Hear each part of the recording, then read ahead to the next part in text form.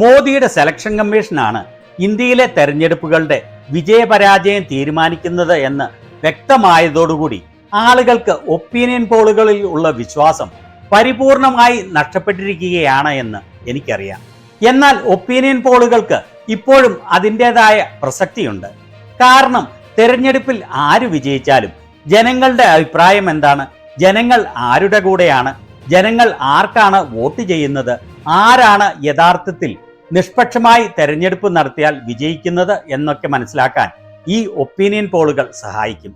ഇപ്പോൾ ബീഹാറിൽ അധികം താമസിയാതെ നടക്കാൻ പോകുന്ന നിയമസഭാ തെരഞ്ഞെടുപ്പിന്റെ ഏറ്റവും ആദ്യത്തെ ഒപ്പീനിയൻ പോൾ പുറത്തു വന്നിരിക്കുകയാണ്. ഈ മാസം നവംബറിലാണ് ബീഹാറിലെ നിയമസഭാ തെരഞ്ഞെടുപ്പ് നടക്കുന്നത്. അതായത് ഏതാണ്ട് 5 മാസത്തിനുള്ളിൽ. പോൾ ട്രാക്കറിന്റെ ബീഹാർ അസംബ്ലി ഇലക്ഷന്റെ ഒപ്പീനിയൻ പോൾ പുറത്തുവിട്ടിരിക്കുകയാണ്. കഴിഞ്ഞ തെലങ്കാന അസംബ്ലി ഇലക്ഷൻ ഫലം വളരെ കൃത്യതയോടെ പ്രവചിച്ചതാണ് പോൾ ട്രാക്കർ. അതിനാൽ തന്നെ ഇവരുടെ സർവേ വളരെയേറെ വിശ്വാസ്യതയുള്ളതാണ്. വിശ്വാസ്യതയുള്ളത് എന്ന് പറയുമ്പോൾ ജനങ്ങളുടെ യഥാർത്ഥ മൂഡാണ് ഇതിൽ നിന്ന് വെളിവാകുന്നത്, അല്ലാതെ ആരാണ് വിജയിക്കുന്നത് എന്നുള്ളതല്ല. വളരെ വലിയ സാമ്പിൾ സൈസുള്ള ഒരു സർവേ ആണ് ഇത്. 5 ലക്ഷത്തിലേറെ ആളുകൾ, കൃത്യമായി പറഞ്ഞാൽ 5,03,014 പേരുടെ സാമ്പിൾ സൈസ് ആണ് ഈ സർവേക്കുള്ളത്.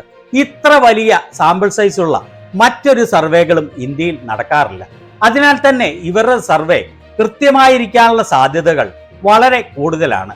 ഇവർ ഈ സർവേ നടത്തിയത് മാർച്ച് 15-നും ജൂൺ 5-നും ഇടയ്ക്കുള്ള ഏതാണ്ട് 3 മാസക്കാലത്തോളം ആണ്. ഇവരുടെ ആദ്യത്തെ ചോദ്യം ബീഹാറിൽ മുഖ്യമന്ത്രി ആരാകണമെന്നാണ് നിങ്ങൾ ആഗ്രഹിക്കുന്നത് എന്നാണ്. ഇതിന് 31% പേർ മറുപടി പറഞ്ഞത് നിതീഷ് കുമാർ എന്നും 43% പേർ തെരഞ്ഞെടുത്തത് തേജസ്വി യാദവിനെയും. പ്രശാന്ത് കിഷോർ എന്ന് പറഞ്ഞവർ 9%, മറ്റുള്ള ആരെങ്കിലും എന്ന് പറഞ്ഞത് 17% പേർ. അതായത് ബീഹാറിലെ ജനങ്ങളിൽ 43% പേരും തേജസ്വി യാദവ് മുഖ്യമന്ത്രിയാകണം എന്നാണ് ആഗ്രഹിക്കുന്നത്.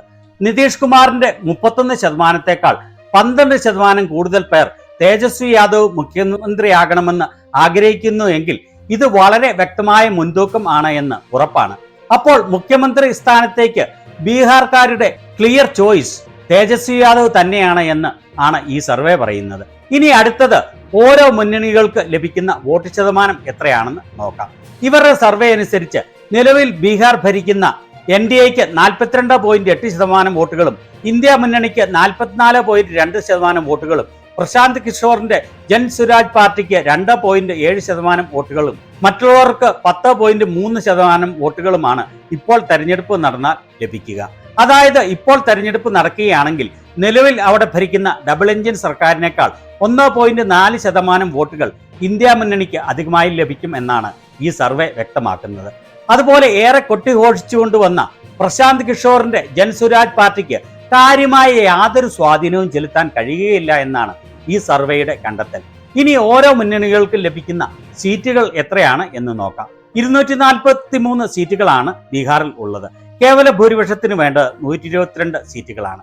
കഴിഞ്ഞ നിയമസഭാ തെരഞ്ഞെടുപ്പിൽ ഇന്ത്യ മുന്നണിക്ക് 110 സീറ്റുകളും NDAക്ക് 125 സീറ്റുകളുമാണ് ലഭിച്ചത്. 2 മുന്നണികൾക്കും വോട്ട് ശതമാനം ഏതാണ്ട് തുല്യമായിരുന്നു. അതായത് മറ്റ് ചെറിയ കക്ഷികൾക്ക് അല്പം വോട്ട് ചിതറിച്ചതിന്റെ പേരിൽ സൂചി പോയിന്റിനാണ് ഇന്ത്യ മുന്നണിക്ക് അന്ന് ഭരണം നഷ്ടപ്പെട്ടത്.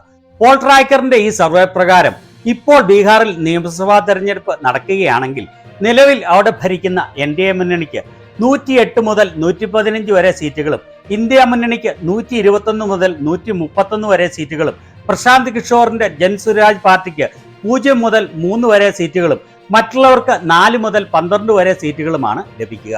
അതായത് ഇവർ പറയുന്നത് 2020 പോലെ തന്നെ കടുത്ത മത്സരം ആണെങ്കിലും ഇന്ത്യ മുന്നണിക്ക് കേവല ഭൂരിപക്ഷം ലഭിക്കും എന്നാണ്. ഇത് ബീഹാറിലെ യഥാർത്ഥ ചിത്രമാണ് വ്യക്തമാക്കുന്നത് എന്ന് പറയാൻ സാധിക്കും. ഇന്ത്യ മുന്നണി അവിടെ ഒറ്റക്കെട്ടായാണ് നിൽക്കുന്നത്. എന്നാൽ NDAയിൽ ചിരാഗ് പാസ്വാന്റെ LJP പാർട്ടി എല്ലാ സീറ്റുകളിലും ഒറ്റയ്ക്ക് മത്സരിക്കും എന്നാണ് പറഞ്ഞിരിക്കുന്നത്.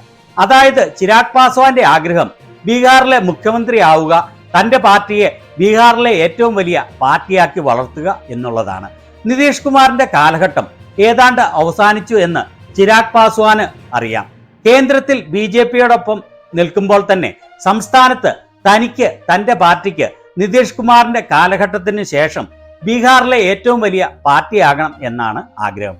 അതുപോലെ പ്രശാന്ത് കിഷോറിന് കാര്യമായ യാതൊരു സ്വാധീനവും ഉണ്ടാക്കാൻ സാധിക്കുകയില്ല എന്നും ഈ സർവേ വ്യക്തമാക്കുകയാണ്. ഞാൻ ആദ്യം പറഞ്ഞതുപോലെ ഇത് ബീഹാറിലെ ജനങ്ങളുടെ ആഗ്രഹമാണ്, അഭിപ്രായമാണ് വ്യക്തമാക്കുന്നത്. നിഷ്പക്ഷമായി തെരഞ്ഞെടുപ്പ് നടന്നാൽ അവിടെ വിജയം ഇന്ത്യ മുന്നണിക്ക് ആവുമെന്ന് യാതൊരു സംശയവും വേണ്ട. ഇവിടെ കീവേഡ് നിഷ്പക്ഷമായി തെരഞ്ഞെടുപ്പ് നടന്നാൽ എന്നാണ്. എന്നാൽ അങ്ങനെ ഒരു തെരഞ്ഞെടുപ്പ് ഇന്ത്യയിൽ നടന്നിട്ട് ദശാബ്ദങ്ങളായി എന്നുള്ളതാണ് വാസ്തവം. അതിനാൽ എൻ്റെ വാക്കുകൾ കുറിച്ചു വെച്ചുകൊള്ളൂ. ആളുകൾ ആർക്ക് വോട്ട് ചെയ്താലും ബീഹാറിൽ NDA തന്നെ അധികാരത്തിൽ വരും.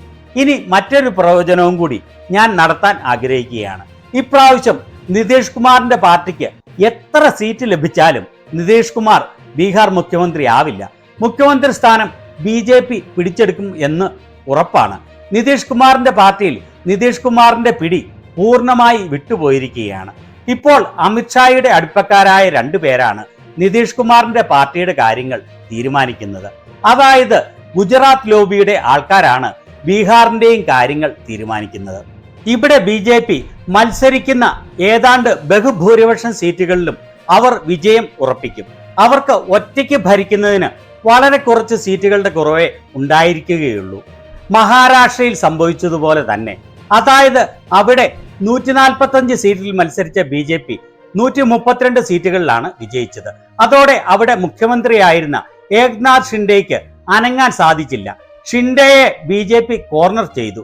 മത്സരിച്ച ഏതാണ്ട് എല്ലാ സീറ്റിലും വിജയിച്ച BJP ഷിൻഡേയെ പരിപൂർണമായി തഴയുകയാണ് ചെയ്തത്. ആവശ്യപ്പെട്ട വകുപ്പുകൾ പോലും നൽകിയില്ല എന്നുള്ളതാണ് വസ്തുത. ഇനി അതാണ് നിതീഷ് കുമാറിന് ബീഹാറിൽ സംഭവിക്കാൻ പോകുന്നത്. BJP ഇവിടെ ഏതാണ്ട് 115 സീറ്റുകളിൽ മത്സരിക്കും. അവർ ഏതാണ്ട് 100 സീറ്റുകളിൽ അധികം വിജയം ഉറപ്പിക്കും. നിതീഷ് കുമാറിന്റെ പാർട്ടിക്ക് ഏതാണ്ട് 25-30 സീറ്റുകളിൽ മാത്രമാക്കി വിജയം ഒതുക്കും. പിന്നെ നിതീഷിന് യാതൊരു വോയിസും ഉണ്ടാവുകയില്ല. നിതീഷ് മുഖ്യമന്ത്രി സ്ഥാനം വേണം എന്ന് പറഞ്ഞാൽ നിതീഷിന്റെ പാർട്ടി അവിടെ പിളരും. ഈയുള്ള MLA-മാരിൽ ബഹുഭൂരിപക്ഷവും നിതീഷിനെ ഉപേക്ഷിച്ച് ഗുജറാത്ത് ലോബിയുടെ പിന്തുണയുള്ള സഞ്ജയ് ഝായുടെ കീഴിൽ അണിനിരക്കും. അങ്ങനെ നിതീഷിന്റെ പാർട്ടി ഇല്ലാതാവും. അമിത്ഷായുടെയും മോദിയുടെയും പിന്തുണയോടെ നിതീഷ് കുമാറിന്റെ രാജ്യസഭാ MP-യായ സഞ്ജയ് ഝാ പാർട്ടി പിടിച്ചടക്കും. പിന്നെ നിതീഷിന് വഴങ്ങാതെ യാതൊരു നിവൃത്തിയും ഉണ്ടാവുകയില്ല. അങ്ങനെ 2025 നിയമസഭാ തെരഞ്ഞെടുപ്പ് കഴിയുമ്പോൾ ബീഹാറിലും BJP-യുടെ മുഖ്യമന്ത്രിയാവും ഉണ്ടാവുക എന്നാണ് എൻ്റെ വിലയിരുത്തൽ. അതേപോലെ ഈ വരുന്ന തെരഞ്ഞെടുപ്പോടുകൂടി നിതീഷ് കുമാറിന്റെ പാർട്ടിയുടെ അന്ത്യവുമാണ് ഉണ്ടാവാൻ പോകുന്നത്. ഇനിയൊരു പോരാട്ടത്തിനുള്ള ആരോഗ്യം നിതീഷ് കുമാറിന് ഇല്ല എന്നുള്ള ലക്ഷണങ്ങളുമാണ് കാണുന്നത്. ഇതിനെക്കുറിച്ച് നിങ്ങളുടെ അഭിപ്രായം എന്താണ്?